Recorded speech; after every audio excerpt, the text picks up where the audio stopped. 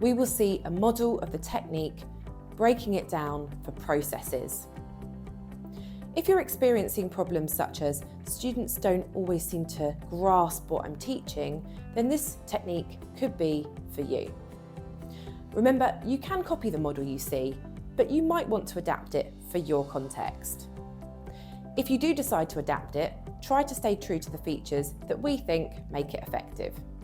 These are: identify the level of challenge for your students, logically break down the process, check for understanding, display the steps, and piece the process back together when the steps are small.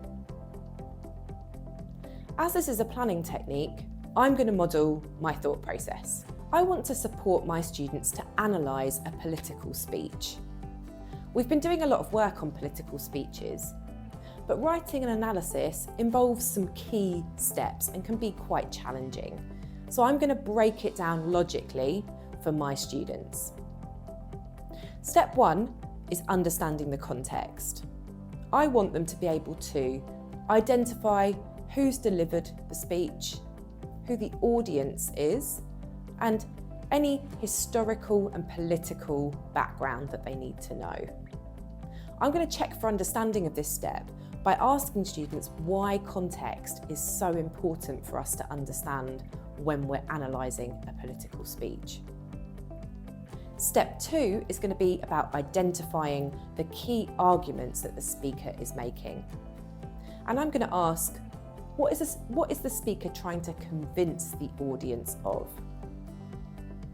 In step 3, students will need to analyse any rhetorical devices that the speaker is using.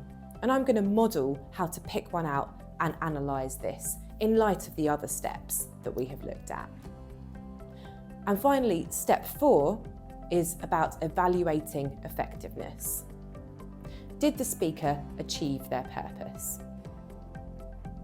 I'm going to keep those 4 steps displayed for students throughout the lesson when they later try to do this themselves.